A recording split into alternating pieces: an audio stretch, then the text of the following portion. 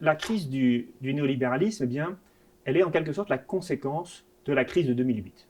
Alors cette crise, elle arrive parce que les banques ont commencé à accorder des crédits immobiliers à des ménages qui ne pouvaient pas rembourser. C'est ce qu'on appelle les crédits subprime. Ça se passe aux États-Unis.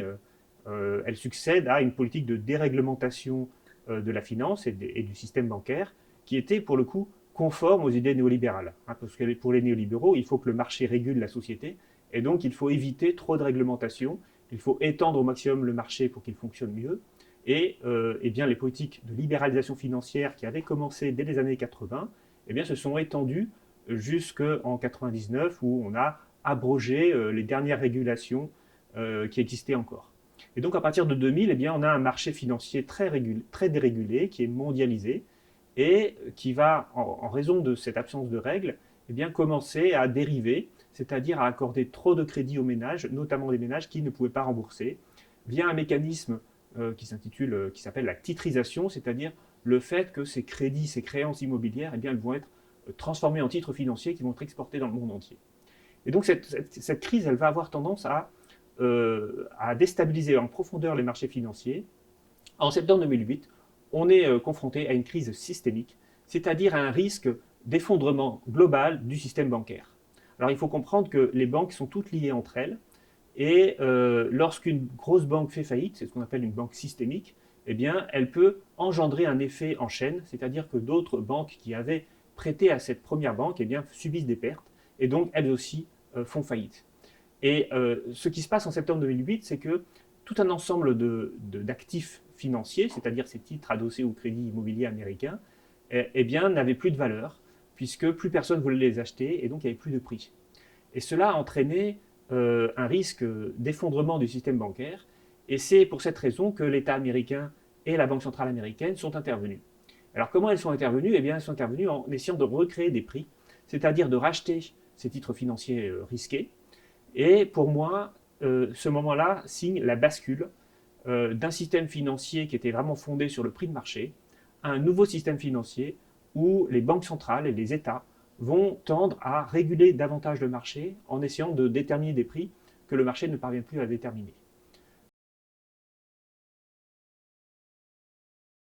Alors, cette crise, au départ, était une crise américaine, la crise financière est américaine, mais elle va se propager dans le monde entier. Elle va pousser les banques centrales à changer profondément leur politique et à se détacher du monétarisme. Ce qu'on va voir en 2009, après l'élection de Barack Obama, c'est bien sûr que le gouvernement américain va chercher à engager un plan de relance pour éviter l'effondrement de l'économie américaine. Et ce plan de relance coûte très cher. Il est aux alentours de 800 milliards de dollars. C'est un montant considérable. Or, à ce moment-là, eh bien, les banques n'avaient plus forcément de quoi financer les dépenses du gouvernement américain. Et c'est cela qui va entraîner la crise, on va dire, systémique, la crise du système du néolibéralisme, puisque les banques centrales vont accompagner l'État dans ses dépenses. Et l'idée des néolibéraux, c'était qu'il fallait qu'on ait vraiment une dissociation entre la politique monétaire gérée par les banques centrales indépendantes et puis la politique budgétaire qui est gérée par l'État. Or, pour financer le plan de relance, eh bien, les banques centrales vont accompagner l'État dans son financement en faisant quelque chose qu'elles ne sont pas censées faire si elles veulent lutter contre l'inflation, c'est-à-dire qu'elles vont racheter des crédits, c'est-à-dire qu'elles vont racheter des obligations publiques pour aider l'État à se financer. Et cette politique de rachat d'obligations publiques, eh bien, elle va entraîner une baisse des taux d'intérêt. C'est-à-dire qu'elles vont agir sur un prix qui est l'un des prix les plus importants dans l'économie contemporaine, qui est le prix de l'argent. Parce qu'il faut bien comprendre que du point de vue de l'économie, le taux d'intérêt n'est en réalité que le prix de l'argent. Et l'État américain ne pouvait pas se financer avec un taux d'intérêt faible. Et du coup, le plan de relance de Barack Obama coûtait très cher. Et c'est grâce à l'intervention de la Réserve fédérale, c'est-à-dire de la Banque centrale américaine, que les taux d'intérêt ont baissé, puisque cette Banque centrale a fait en sorte, en rachetant massivement des obligations publiques, de faire baisser ces taux. Et en quelque sorte, on voit ici un élément qui est fondamental et qui va être généralisé ensuite dans d'autres pays, c'est-à-dire que les banques centrales ne vont pas uniquement gérer la question de l'inflation, mais elles vont commencer à gérer la question de l'approvisionnement financier des États et d'éviter les taux d'intérêt trop importants. Après cette politique américaine, donc on appelle ces politiques des politiques de quantitative easing, hein, c'est-à-dire d'assouplissement quantitatif. C'est un mot qui a fait commencer à faire l'actualité à ce moment-là. Et ça n'est rien d'autre que le rachat d'actifs financiers par les banques centrales pour réguler la sphère financière. Après donc cette intervention de la Réserve fédérale américaine, eh bien d'autres banques centrales ont commencé à faire la même chose. La Banque d'Angleterre s'est mise très vite à racheter des obligations du Royaume-Uni pour faire baisser les taux et aussi relancer donc l'activité économique. Et puis, plus tard, la Banque centrale européenne a été contrainte de pratiquer la même politique malgré de fortes réticences pour éviter et solder la crise de l'euro. Alors ici, il faut dire une chose, c'est que la crise de l'euro, la crise des dettes publiques européennes, eh bien, c'est typiquement une crise de taux d'intérêt. C'est-à-dire que certains pays, comme la Grèce ou l'Espagne ou l'Italie, ont commencé à avoir des taux d'intérêt trop élevés, et pour le cas de la Grèce, les taux d'intérêt étaient tellement élevés qu'elle ne pouvait plus emprunter sur les marchés financiers. Et donc, à partir de 2011-2012, eh bien, ces pays ont été en quelque sorte gérés en partie par d'autres pays, par la Commission européenne, par la Banque centrale européenne et par le FMI, c'est ce qu'on appelle la Troïka, qui a cherché à rendre ces pays plus solvables en organisant de nombreuses coupes budgétaires, c'est-à-dire en essayant de baisser les dépenses publiques. Le problème, c'est que ça ne suffisait pas. Ça ne suffisait pas parce que la baisse des dépenses publiques ne parvenait pas à relancer l'économie de ces pays, et parce que les taux d'intérêt restaient beaucoup trop élevés pour que ces pays puissent emprunter à nouveau sur les marchés financiers. Et donc c'est à nouveau la Banque centrale européenne qui, à partir de 2014, mais plus généralement en 2015, va commencer à, elle aussi, racheter des obligations publiques pour faire baisser les taux d'intérêt des pays comme la Grèce, l'Espagne ou d'autres pays. Et là, on voit bien aussi une chose, c'est-à-dire que les marchés financiers ne déterminent plus les taux d'intérêt, mais c'est maintenant les autorités publiques, comme les banques centrales, qui vont agir directement pour faire baisser les taux d'intérêt et permettre aux États de se financer, et ainsi pour la Banque centrale européenne de régler définitivement la question de la crise des dettes souveraines.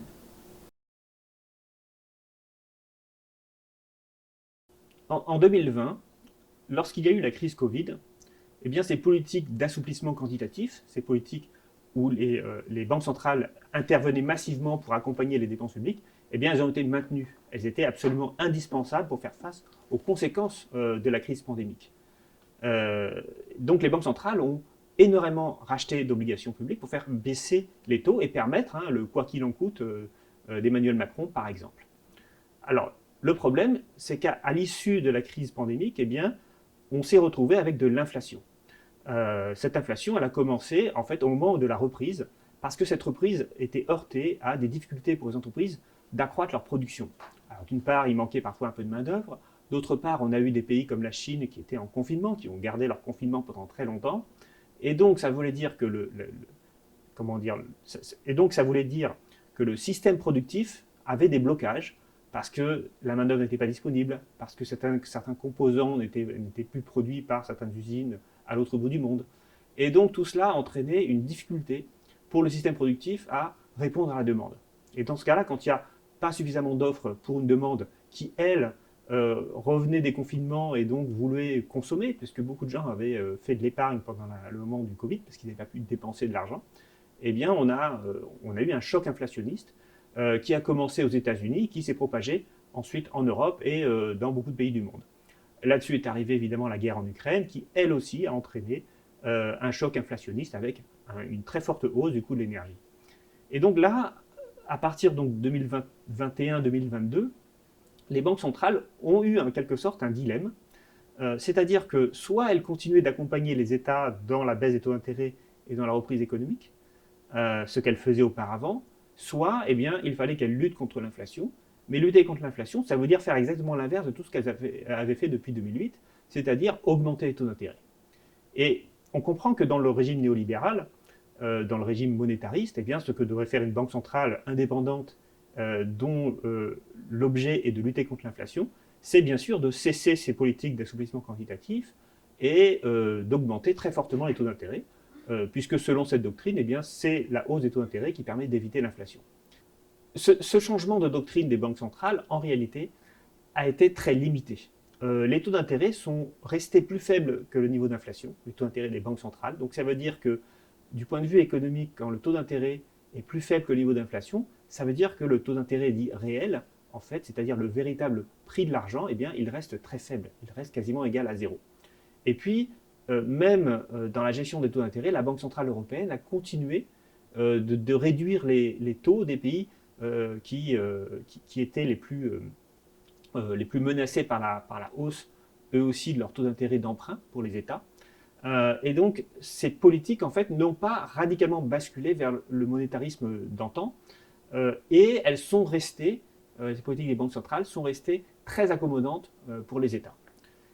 Et donc, de mon point de vue, eh bien, après la crise Covid, on n'est pas revenu, en fait, à la situation antérieure, et les banques centrales ont limité, en quelque sorte, la lutte contre l'inflation pour protéger les États et protéger les économies. Alors pourquoi ils ont fait ça? Eh bien parce que l'économie d'aujourd'hui n'a plus rien à voir avec l'économie des années 80, au moment où le monétarisme s'est imposé.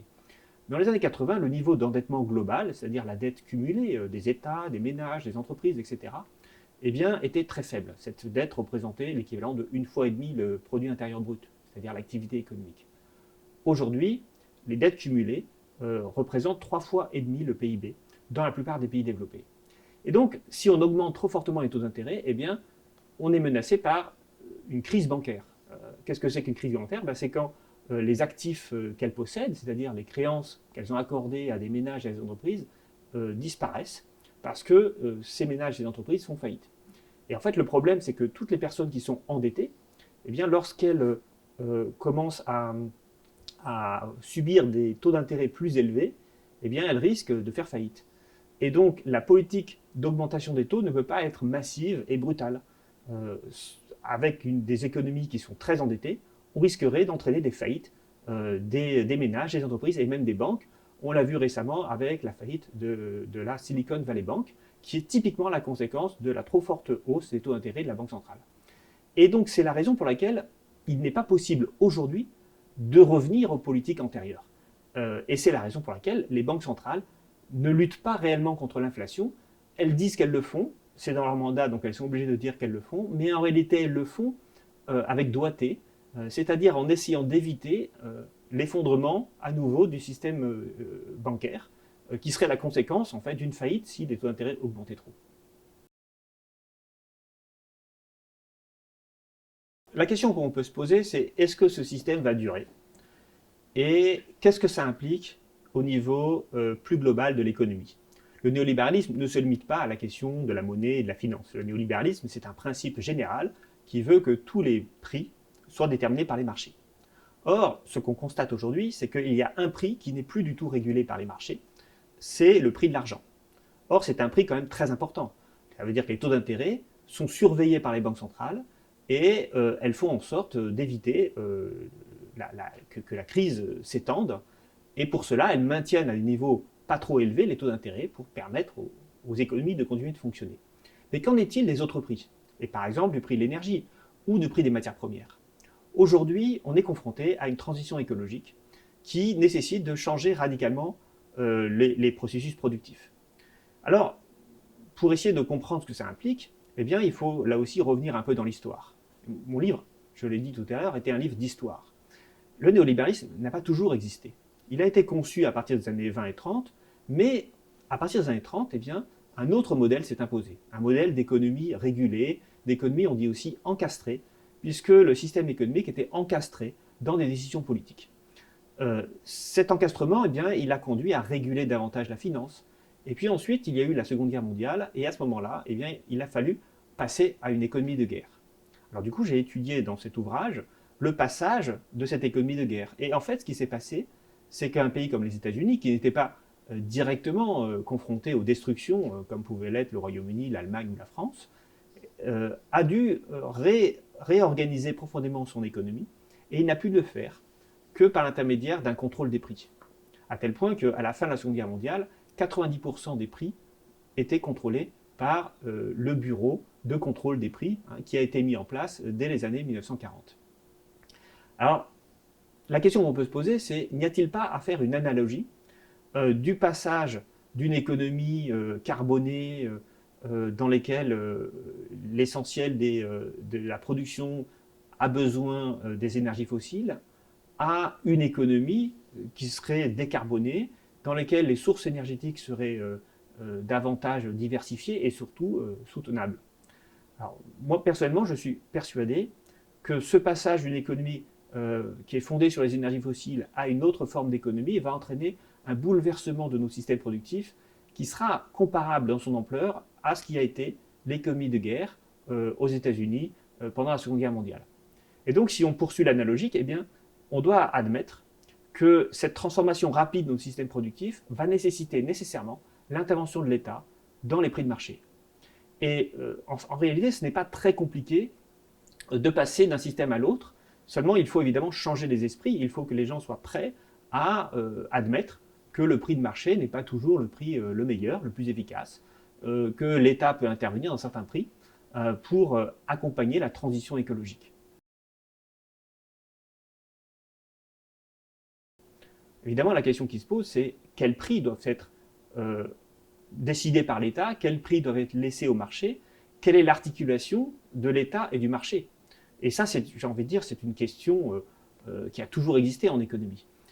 Entre ceux qui disent qu'il ne faut pas de marché et que l'État doit tout faire lui-même, c'est, on peut dire en quelque sorte, les systèmes d'économie planifiée de l'URSS, ou ceux qui disent qu'il faut que le marché décide de tout, et ça c'est le principe néolibéral, voire ultralibéral, où on refuse même l'existence de l'État, eh bien il y a tout un ensemble de politiques possibles.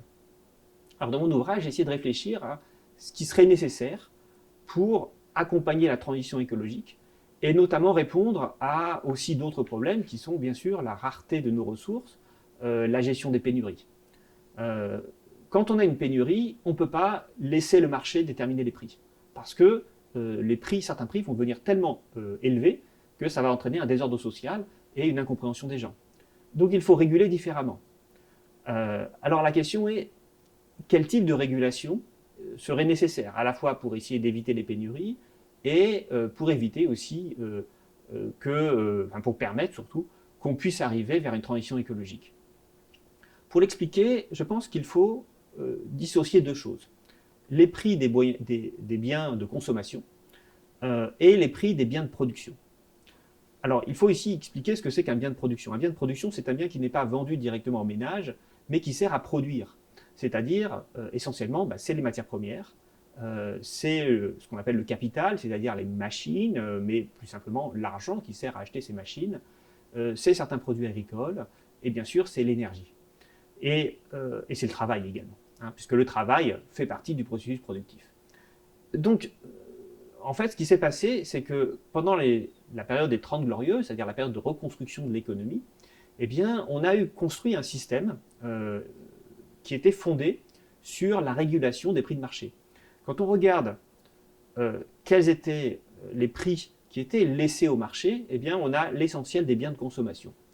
Quand on regarde les prix dans lesquels les États, et ici je parle de tous les États, y compris des États-Unis, de la France, du Royaume-Uni, tous les États dits libéraux, eux aussi, à l'époque, dans les années 50 et 60, contrôlaient fortement tout un ensemble de prix, et notamment ces prix de production, ces prix des biens de production, que sont l'énergie, l'agriculture, les matières premières, le coût de l'argent, les monnaies, puisqu'on était dans le système Bretton Woods, et bien sûr le travail, qui lui aussi était régulé par des conventions collectives, par des relations entre syndicats et patronat qui étaient coordonnées par l'État.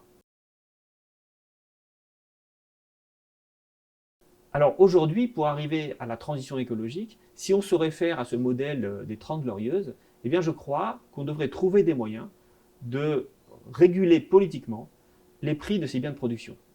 Alors bien sûr, à la différence des années 50 et 60, eh bien on a un souci, c'est-à-dire que les pays producteurs de matières premières ne sont plus, comme c'était le cas à l'époque, des pays colonisés.